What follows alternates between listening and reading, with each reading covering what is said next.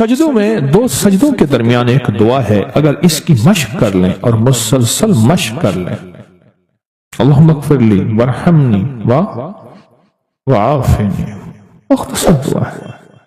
اگر دو سجدوں کے درمیان اس دعا کا استحضار، اس پہ توجہ، اس پہ دھیان اور اس کی مشق کر لیں، زندگی کے وہ خزانے ملیں گے جو بڑے بڑے لوگ ڈھونڈتے ڈھونڈتے تھک گئے ہیں۔ کوئی گولیوں میں ڈھونڈتا ہے، کوئی ٹیکوں میں ڈھونڈتا ہے، کوئی شیشوں میں ڈھونڈتا ہے، کوئی نشوں میں ڈھونڈتا ہے، کوئی بڑے بڑے مخملی بستروں میں ڈھونڈتا ہے، کوئی بادشاہ بننے کے لیے سیاست میں ڈھونڈتا ہے، پتہ نہیں کہاں ڈھونڈتا ہے بندہ۔ اس دعا میں وہ کائنات کے 3 راز ہیں، اللہم اغفر لی ورحمنی وعافنی۔ سب سے پہلی چیز جو اللہ پاک جل شانہ بندے کو عطا فرماتے ہیں وہ اپنی رضا ہے، مغفرت کے خزانے ہیں۔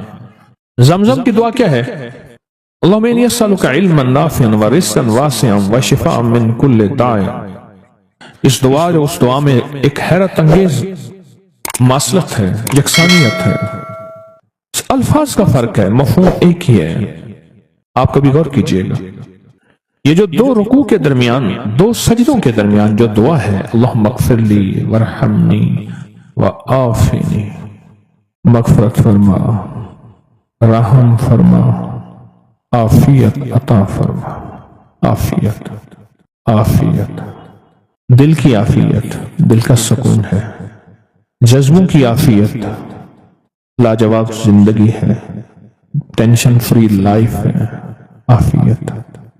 کھانے میں عافیت ہے، یہ کھانا میرے لیے بیماری نہیں بنا، صحت بنا۔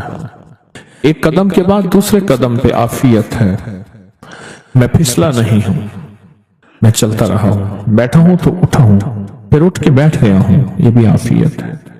یہ نوالا خوراک کی نالی میں گیا ہے، پانی کی نالی میں نہیں گیا، پانی میں کی طرف جا رہا ہے، عافیت ہے۔ دیکھیں آپ ایک ہی وقت میں پانی بھی جا رہا، خوراک بھی جا رہی ہے، سانس بھی جا رہی ہے، اب یہ سانس کی نالی میں چلا جائے، عافیت نہیں۔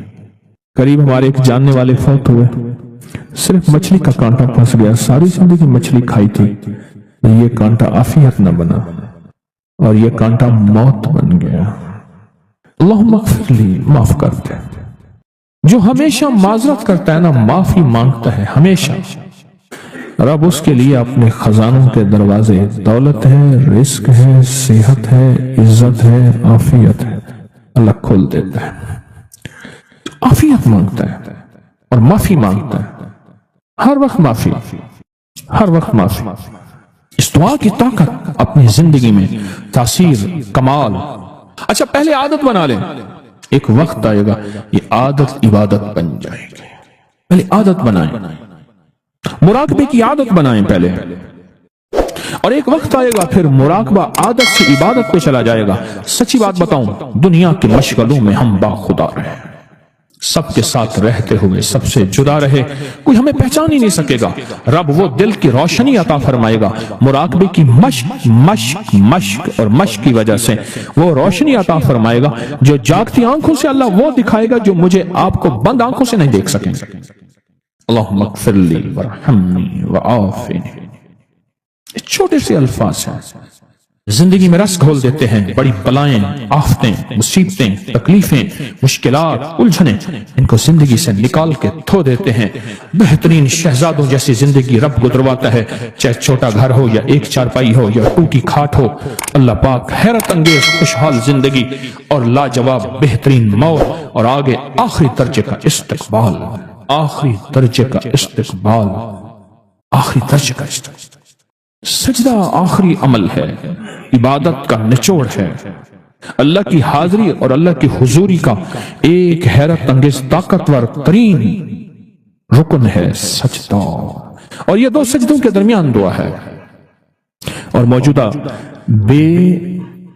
اس وقت موجودہ جو بے ترتیب زندگی ہے، عدم تحفظ کا شکار اولاد ہے، بیٹی بیٹا ہے، گھر ہے، جیب ہے، یا گاڑی ہے یا سواری ہے، عدم تحفظ کا شکار ہے، پتہ نہیں کہ تحفظ کیا ہو، پل میں کیا ہو جائے۔ گھر کے حالات کیا ہوں، زندگی کے حالات کیا ہوں، آج کیا ہے کل کیا ہو، کوئی خبر نہیں۔ ان لمحوں میں اس دعا کی اشد ترین ضرورت ہے کہ اللہم اغفر لی وارحمنی، بس رحم فرما، وعافنی، عافیت دے دے، بدن کی عافیت، آنکھوں کی عافیت، ذہن کی عافیت، دل کی عافیت، جذبوں کی عافیت، اولاد کی طرف سے عافیت، گھر کی طرف سے عافیت، بیٹی کی شادی ہونی ہے عافیت، ہو گئی عافیت، بہو آنی ہے عافیت، ہو گئی عافیت، سواری ملی ہے تو اس کو عافیت کا ذریعہ بنا، یہ سواری میری موتوں اور میری ذلتوں اور مجھے لولا لنگڑا کرنے، ہاتھ پاؤں کٹنے، پریشان ہونے کا ذریعہ نہ بنے، عافیت عطا فرما۔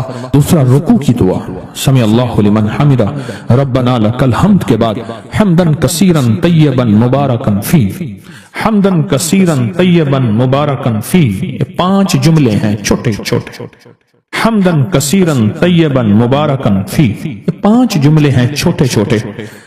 میں کہتا ہوں زندگی میں جس بندے کے گھٹنے ختم ہو گئے ہوں، سب کچھ گھس گیا ہو، اللہ چلنے کے قابل بنائے گا، کمر کے مہرے، پٹھے، اعصاب اور معذوری سے اللہ بچائے گا۔ اور حیرت انگیز طور پہ مجھے لوگ جب سے میں نے بتانا شروع کیا ہے اس دعا کی طاقت یہ ہے، ایک بابا جی دعا دیتے تھے، میں نے کئی بار سنی، ایک سے نہیں کئی دفعہ سنی، یا اللہ بندے اور منجے کا کبھی محتاج نہ کرنا، کہ اللہ انسان کا اور چارپائی کا بھی محتاج نہ کرنا۔ یہ انسان اور چارپائی کی محتاجی سے بچانے والی دعا ہے جو رکوع سے اٹھنے کے بعد ہے۔ کہیں حمدن کثیرن طیبن مبارکن فی، بس بڑی طاقت ہے۔ کیوں؟ اللہ کی عظمت ہے، اے اللہ ساری حمد تیرے لیے، اور بہت کثیر اور بہت پاک اور بہت مبارک، ساری حمد تیرے لیے، ساری تعریفیں تیرے لیے، ساری ثنائیں تیرے لیے، اور ساری عزتیں تیرے لیے، سارے تخت تیرے لیے، سارے تاج تیرے لیے، ساری سربلندیاں تیرے لیے۔ اللہ کہتا ہے میری تعریفیں کرتا ہے، مجھے عزتیں دیتا ہے، کبھی کسی کا محتاج نہیں کہوں گا، کیوں کہ میں محتاج نہیں ہوں۔ اللہ محتاج ہے، لہذا کسی کا محتاج نہیں کروں گا انشاءاللہ۔ رکوع سے اٹھتے ہوئے میں کہتا ہوں جتنا بھی بندہ کوئی راکٹ اور انجن ہو گئے تو یہ 3 سیکنڈ تو بڑی بہت زبردست بات ہے نا، 3 سیکنڈ اس دعا کے اندر میں نے بڑی طاقت پائی ہے۔ کتنے بے شمار ایسے ہیں کہ جو کہتے ہیں ہم ہل نہیں سکتے تھے، مہرے، ڈسک، کمر، کالر، گردن، جسم، ہڈیاں گھس گئیں، اللہ چلنے پھرنے کے قابل بناتا ہے۔ جسم معذور ہو گیا، اللہ کہتا ہے ٹھیک ہے چلا پھراؤں گا تجھے، اس دعا کی طاقت سے تمہیں صحت مند زندگی، لاجواب زندگی دوں گا۔ اس دعا کے اندر اللہ کی عظمت ہے، اور جو ملتا ہے اس کی عظمت سے ملتا ہے، اس کی خوشامد سے ملتا ہے، اس کی منت سے ملتا ہے۔ میرے پاس ایک خط آیا چکوال سے، پھر میں نے اس کی تحقیق کی، وہاں چکوال میں آنا جانا ہوا، اب تو سفر کوشش کرتا ہوں، میں نے تو دعا شروع کی اللہ میرے عافیت کے ساتھ سفر ختم فرما، میں نہیں کر سکتا۔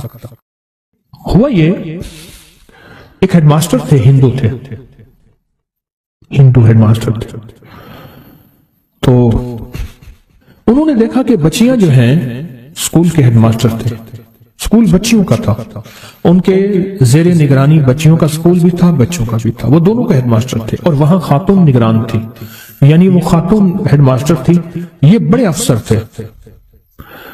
ایک بچی دوسری بچی کے ساتھ بیٹھی، کچھ چیز اس کی گم ہو جاتی تھی، کہتے لا الہ الا اللہ محمد رسول، دیکھو میری قلم گم ہو گئی، دوات گم ہو گئی، لا الہ الا اللہ محمد رسول، دیکھو میری دوات۔ اچھا سبق یاد نہیں ہے، کلمہ پڑھ کے کہتی آج میرا سبق یاد نہیں، اعمال کر کے اس کی زبان پہ کلمہ تھا، ہندو بچی تھی، وہ ساتھ بیٹھتی تھی، اس نے پڑھنا شروع کر دیا، وہ بھی کہتی ہے جب میں یہ کلمہ پڑھتی ہوں مجھے سبق یاد ہو جاتا ہے، کلمہ پڑھتی ہوں میرا فلاں چیز گم شدہ وہ مل جاتی ہے، سب یہ پڑھتی ہوں یوں ہو جاتا ہے، یعنی ناممکن ممکن ہوتے ہیں اور ضروریات پوری ہوتی ہیں۔ ایک تو بچی نے کہا کہ میرے پتا ماتا، میرے ماں باپ تو کلمہ نہیں پڑھتے، اس نے کہا تم ہندو ہو، ہم ایک اللہ کی پوجا کرتے ہیں، یہ کلمہ ہمارا ہے۔ کہا کہ اگر میں بڑی ہو گئی، سکول سے پھر ہم بڑے ہو گئے، تیری بھی شادی ہو جائے گی، میری بھی ہو جائے گی، پھر یہ کلمہ، انہوں نے کہا میں پڑھتی رہوں گی، تو نہیں پڑھ سکے، بچی رو پڑی۔ تو کہا میں ساری زندگی یہ کلمہ نہ چھوڑوں، تو مسلمان ہونا پڑے گا، تو مسلمان ہونے کے لیے کیا کرنا پڑے گا؟ کہا کچھ بھی نہیں، اس کلمے کو دل سے مان لو اور کہے میں مسلمان ہوں، اور بس اس کو پڑھتی رہو. تو کہا ماں باپ کو جواب دوں؟ کہ ماں باپ کو نہ بتانا کہ میں مسلمان، ماں باپ کو نہ بتانا. یہ خط میرے پاس آیا کوئی آج سے 15-18 سال پہلے کم و بیش. پھر میں وہاں گیا تو میں نے اس کے احوال پوچھے تو مجھے انہوں نے احوال بتایا کہ یہ واقعہ سچ ہے اور بلکہ اس کی مزید تفصیلات تھی. دل کی دنیا کھل گئی. بچی کے منہ سے نا بے ساختہ گھر میں جب کوئی چیز گم ہو جاتی یا انہونی سی کیفیت ہوتی یا کوئی ایسی چیز ناممکن ہوتی تو بچی بے ساختہ منہ سے کلمہ کرتی. ماں کہ نہیں یہ کیا کر رہی ہے؟ یہ تو بیٹی مسلم کا کلمہ ہے، ان کا لفظ ہے، ہم تو بھگوان کے ماننے والے ہیں. بیٹی یہ کیا کر رہی ہے؟ بیٹی نے کچھ عرصہ یہ کہا کہ امی ساتھ میرے مسلمانوں کی فلاں فلاں کی بچی ہے، وہ پڑھتی ہے تو وہ ایسا کرتی ہے تو میرے منہ میں پختہ ہو گیا ہے، ہم تو بھگوان کے ماننے والے ہیں. لیکن کچھ عرصے میں ماں نے محسوس کیا کہ اس کے اندر کی کیفیت مسلمان والی ہے. اور ایک دفعہ ماں نے اس کو چھپ کے نماز پڑھتے دیکھا. بہت مارا، بہت مارا، باپ آیا اس نے مارا. آخر کار جب مار ہو گئی تو اس نے کہا جو کلمہ مار پڑھنے کی پڑ گئی میں تو مومن ہو گئی، میں اسلام لے آئی. اس کا اسکول جانا بند کر دیا، اس کو گھر میں قید کیا اور قید کی سختیاں کہ یہ چھوڑ دے. پھر کیا نرمیاں، محبتیں، یہ کر لو، یہ ملے گا، یہ دیں گے. اور نے کہا نہیں، اللہ محبب الینا الایمان، اللہ یہ کلمہ اور ایمان میرے لیے ہر چیز سے زیادہ محبوب کرتے. وَزَيَّنْهُ فِي قُلُوبِنَا، اور میرے دل میں اتنا مزین اور منور ہو جائے کہ اس کے علاوہ میرے دل کا کوئی اور زیور ہو ہی نہ، یہی میرا زیور ہے. وَقَرَّ إِلَيْنَا الْكُفْرَ وَالْفُسُوقَ وَالْعِصْيَانَ، اور اس کی وجہ سے ساری چیزوں سے مجھے کراہت ہو جائے. وہ کفر ہے، فسوق ہے، وہ عصیان ہے، وہ خطا ہے. وَجَعَلْنَا مِنَ الرَّاشِدِينَ، اللہ ایسے لوگوں سے میں شامل کر دے جنہیں تو نے رشد و ہدایت دی ہے. وَجَعَلْنَا مِنَ الصَّالِحِينَ، ایسے لوگوں میں شامل کر دے جو تیرے رجسٹر میں نیک بندے یا تیرے ولی ہیں ان میں شامل کر دے. آخر کار انہوں نے بچی کو زہر دے دیا اور بچی مر گئی. گھر کے اندر اس کو دفن کر دیا اور اطلاع کی کہ سکول گئی تھی، کوئی اغوا کر کے لے گیا. رونا پیٹنا رہا، گھر میں پریشانی رہی. گھر کے اندر کے کمرے میں اس کو جو ہے وہ دفن کر دیا. سال گزر گئے، قصہ پارینہ ہو گیا، لوگ بھول بھال گئے یہ کیا ہوا، کیسے ہوا، سب کچھ بھول گئے. بھولنے بھالنے کے بعد تقسیم ہند کا اعلان ہوا 1947. وہ ہندو خاندان چلا گیا، وہاں سے کوئی مسلمان خاندان آیا، اس گھر میں رہا. 1952 میں وہ جگہ کمزور ہو گئی جہاں انہوں نے دفن کر کے اس کو، قبر تو بنائی تھی، گڑھا کھود کے بس دفن کر دیا. ہوا یہ کہ ایک بڑی الماری اٹھانے لگے تو الماری نیچے دھس گئی، اینٹ نیچے دھس گئی اور اینٹ کو بناتے ہوئے بہت ساری اینٹیں دھس گئیں اور پورا جسم کا قبر کا نقشہ بن گیا اینٹیں دھسنے میں کہ محسوس ہوا کہ یہاں کوئی گڑھا کھودا گیا ہے. پورا نقشہ بن گیا. انہوں نے کھولا، جو مقامی مسلمان رہتے تھے ان میں سے ایک صاحب کو اطلاع ملی تو انہوں نے کہا لگتا یہ ہے کہ یہ اسی بچی کی قبر ہے. عام تو ہم بھی شک میں تھے کہ بچی ایک دم غائب کیسے ہو گئی، یہ اسی کی قبر ہے. کھودا تو اس کی میت بالکل ٹھیک ٹھاک پڑی ہوئی، ہر چیز صحیح پڑی ہوئی، ہر چیز صحیح پڑی. اس کو اٹھایا، علماء سے پوچھا، جو بھی تدفین کی ترتیب تھی اس کو مسلمانوں کے قبرستان میں دفن کیا. رات کو اس خواب میں آئی اس خاتون کی جس نے پہچان کی تھی کہ یہ ہمارے پڑوسی تھے، عمر کی بڑی خاتون تھی. اس طرح سے یہ ہوا، پہچان خواب میں آئی کہ میں جس وقت آپ نے مجھے اٹھایا تھا میں اس وقت بھی کلمہ پڑھ رہی تھی، اور جس وقت مجھے زہر دیا گیا تھا، میرے ماں باپ نے مجھے زہر دیا تھا، اس نے خود بتایا مجھے زہر دیا تھا اور میں نے کلمہ نہیں چھوڑا تھا، اور سارا قصہ سنایا، میں نے اس طرح سختیاں برداشت کی اور پھر مجھے زہر دیا اور مجھے علم تھا یہ کھانے میں زہر ہے. ان کی آنکھیں، ان کی کیفیت میرے ماں باپ کی بتا رہی تھی جس میں میرے لیے نفرت بھی تھی اور درد بھی تھا. تھی تو اولاد تو تھی. اور کہا میں نے وہ زہر لے رہی تھی اور کہہ رہی تھی کہ اللہ اس زہر سے اگر میں مر جاؤں تو میری کلمے والی موت مجھے عطا کرنا، اور مجھے کلمے والی موت ملی اور آج اللہ کی نعمتوں میں جنت میں ہوں. بس ایک افسوس ہے، وہ افسوس یہ ہے کہ میرے ماں باپ میرے ساتھ جنت میں نہیں آ سکیں گے، وہ کلمے کی موت نہیں مرے۔ اللہ پاک اپنے بندوں کی محبت میں وہ رحمتوں کے جھروں کے بھیجتا ہے کہ خود بندے بھی حیران ہوتے ہیں اور فرشتے بھی حیران ہوتے ہیں۔ خالق ہے، سارے مخلوق ہیں، چاہے فرشتے ہوں یا انسان سے، اپنے بندوں سے محبت، الفت اور آخری محبت اور آخری شفقت، اور جو شخص اس کے بندوں سے محبت کرتا ہے پھر اللہ اس سے محبت میں لگ جاتا ہے۔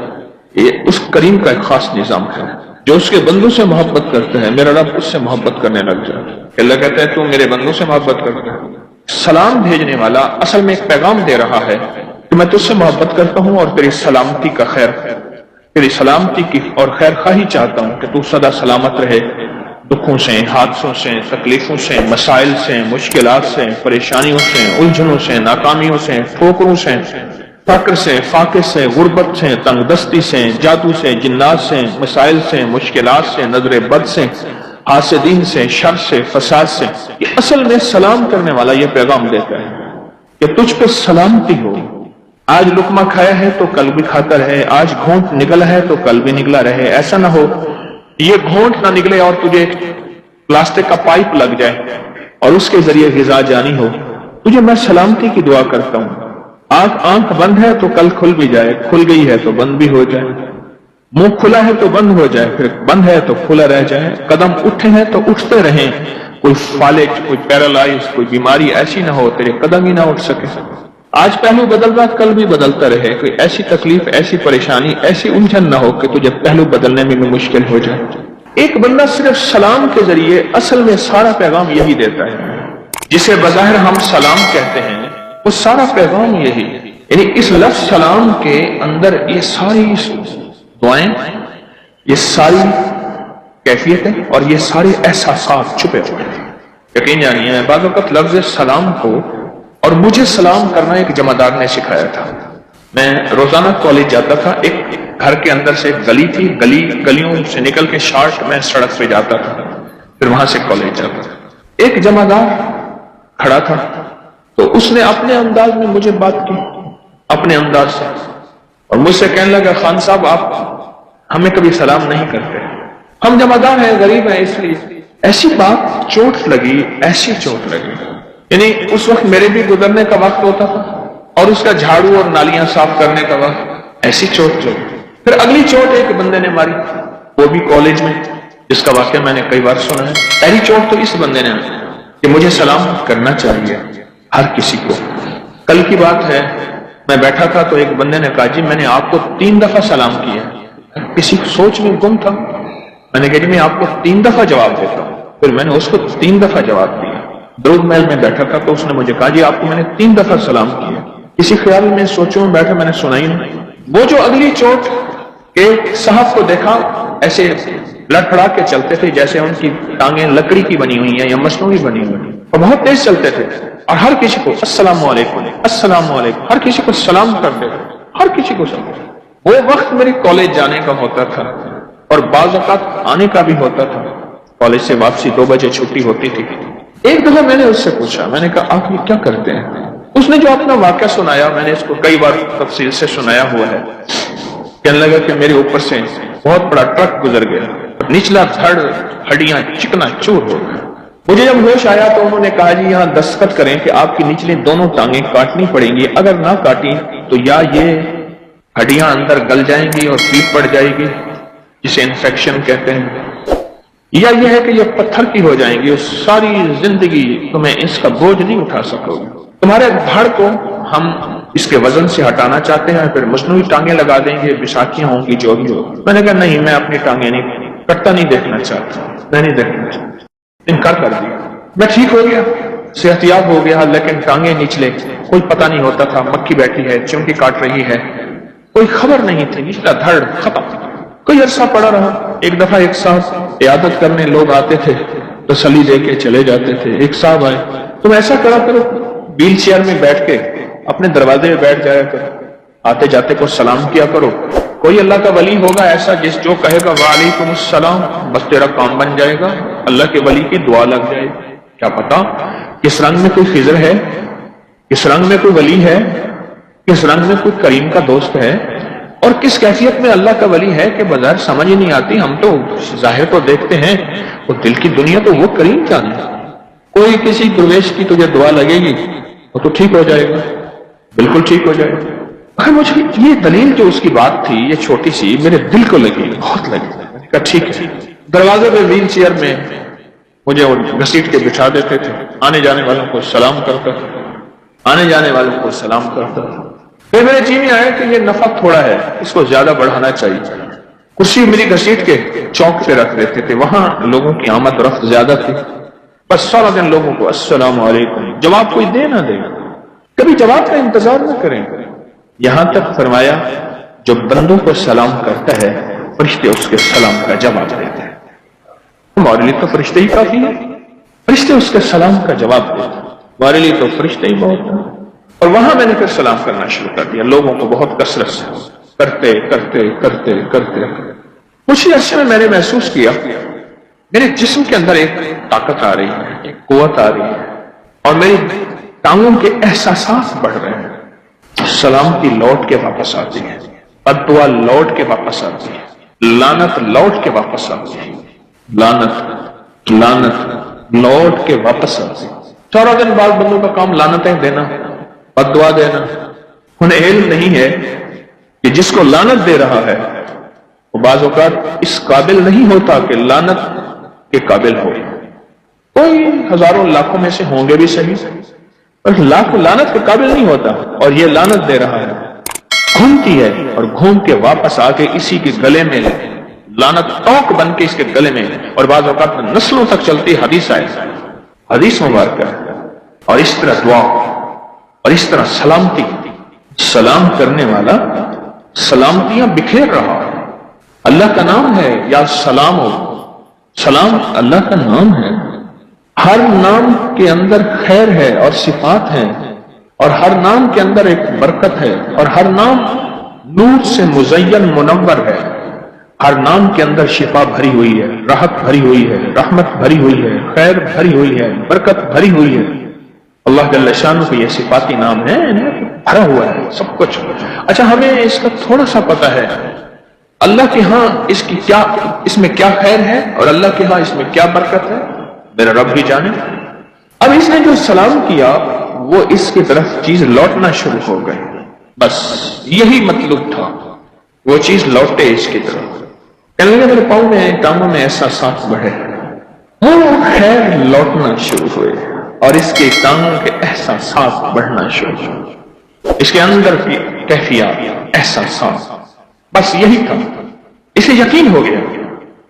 اللہ پاک بعض اوقات کسی تصویر، غور سے یہ فکرہ میرا یاد رکھیے گا ہمیشہ، اللہ پاک بعض اوقات کسی فکر، کسی تصویر، کسی وظیفے، کسی دعا، کسی عمل کا، دعا کسی عمل کا کمال دکھاتے ہیں، تھوڑا سا دکھاتے ہیں کہ بندے تو یہ یقین آ جائے کہ ہم ہیں اور تاثیر بھی رکھتے ہیں، طاقت بھی رکھتے ہیں، اور ہم جو چاہتے ہیں کر لیتے ہیں. آج بھی وحی کی برکات موجود ہیں. دوسرے لفظوں میں وحی کی برکات، قرآن وحی اور فرمان مصطفیٰ وحی. قرآن بھی وحی اور فرمان مصطفیٰ بھی وحی. میرے وحی ہے، عرشوں سے آئی ہے، اور آج بھی اس کی برکات موجود اور 100% موجود.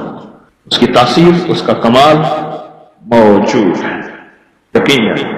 کہتے ہیں میں نے پھر آہستہ آہستہ بیساکھیاں لی، سہارے لیے، سلام والا عمل نہ چھوڑا، اور پھر چلنا شروع ہوا. آج وہی ٹانگیں ہیں جس کی ہڈی ہڈی چورا ہے، جس کا حصہ حصہ ٹوٹا ہے، اور وہی میرے ساتھ مجھے چلاتی ہیں، اور میں چلتا ہوں، اور میری چال کا بڑے بڑے مقابلہ نہیں کر سکتے. اور واقعی ایسا جس عمل کی وجہ سے میں یہاں تک پہنچا ہوں، یعنی وہ چال پہ پہنچا ہوں، میں اس عمل کو کیسے چھوڑوں. میں بات کر رہا تھا اور اس ضمن میں واقعہ سنایا تھا کہ میرے اللہ کو بندوں کی خیر خواہی بہت پسند ہے، اور جو بندوں کی خیر خواہی چاہتا ہے میرے اللہ کے ہاں وہ پسندیدہ بن جاتا ہے. اور میرا اللہ کہتا ہے فرشتوں جاؤ، ایسا کرو، ایسا کرو، اسے ہاتھ ملاؤ، اس کے پاؤں کے نیچے پر بچھاؤ، اس سے مصافحہ کرو. فرشتوں جیسی مقدس نوری مخلوق